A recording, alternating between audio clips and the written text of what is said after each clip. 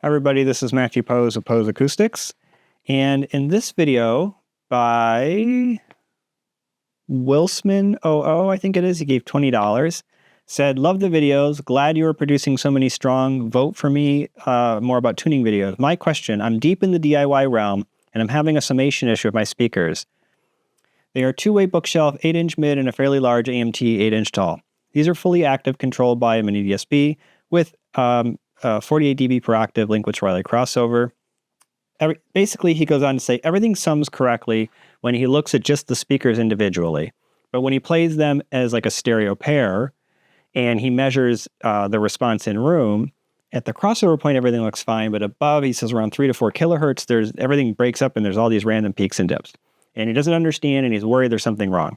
And actually, there's nothing wrong. What you are measuring and what you've discovered are simply the effects of the kind of comb filtering that happens when you have two speakers playing a correlated signal in two different positions in the room and their combined reflections. What you're seeing is normal and to be expected and does not reflect a problem in any way, shape, or form. I don't actually find measuring two speakers together in a room a particularly useful thing to do in the mid-high frequencies. You could do it as a way of looking at the bass, I suppose, if you wanted to, but there's no reason to be doing that otherwise. That's a kind of silly measurement. You really should be measuring the speakers individually. What you're describing, though, is the argument for why two-channel stereo is flawed and a center channel is needed. Because what you're seeing is also the response that you would get in stereo for a center image. So a phantom image, for those who are not aware, is created when two speakers are producing the same exact response, and your brain is receiving identical timing information and amplitude information to each of the ears. So what happens is it says, well, everything seems to be the same, but directionally, I'm getting it from a source that appears to be like this big. So I'm going to assume what's really going on is it's right here. So the brain kind of splits the difference and it places an image there. And if things start to shift a little bit one side or the other, it actually shifts the image too, saying, well, I'm getting information that suggests it's big like this, but in the same way that it processes the temporal information for the precedent effect, it can process this information and say some of that must be reflections. I think it's actually coming from here or here or here.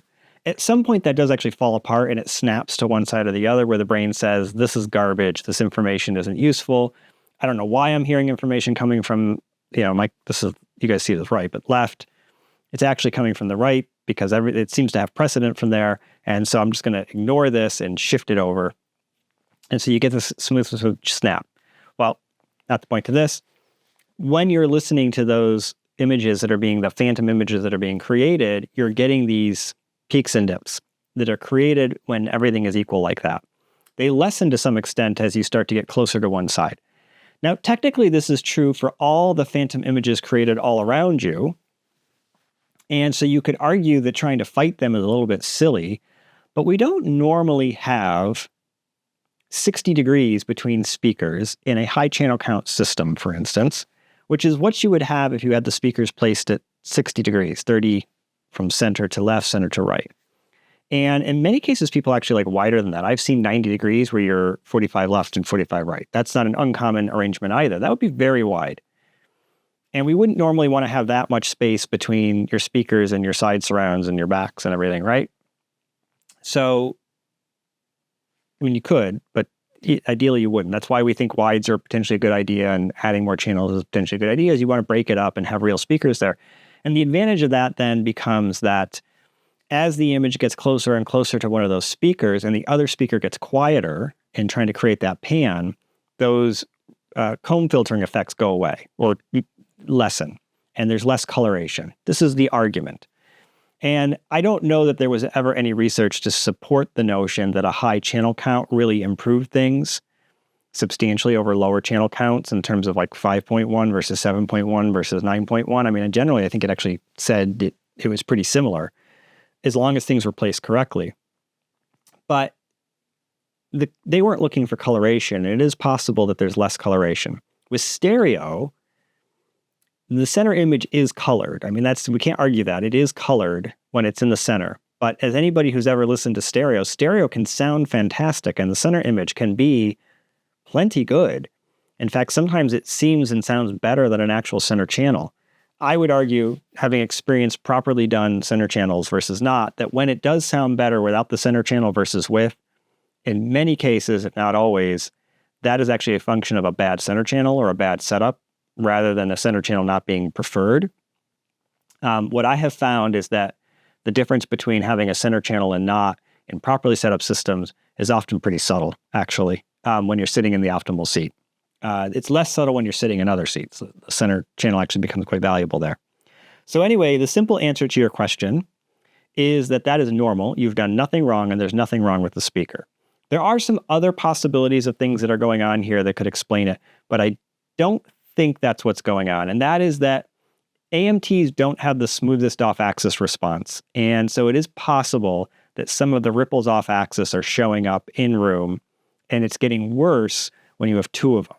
But I think most of what and that's actually related. It would be a kind of related phenomenon. But even if you had a perfect speaker with perfect off-axis response, you would still find this issue.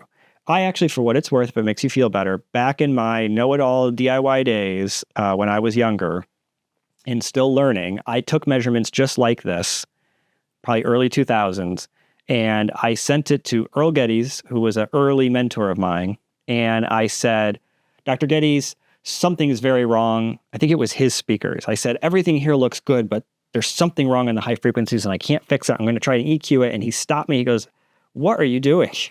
You can't do that. He goes, be very, very careful with multi-speaker measurements like that, and then explain to me the phenomenon. And I was like, oh, right, that makes sense. And then I actually was taking all my measurements with both speakers working. I hadn't even bothered to try taking a single speaker measurement. And when I did that and everything looked like fantastic, substantially better, I started to understand it. This was, that was 20 years ago. So at this point, my understanding is so much better about this that I get it and I understand why and when you do that. But at the time I didn't. I made the same mistake you did. I measured it and I thought something was wrong. Nothing's wrong. It's normal. It's just the comb filtering effect that happens when you've got the two speakers playing at the same time. Don't do that. That's simple. All right. Hope that's helpful. I know you guys, including Wilsman, has asked for more videos on DSP and tuning. I needed to think about how to do it. Like I said, I want to avoid producing videos that do more harm than good.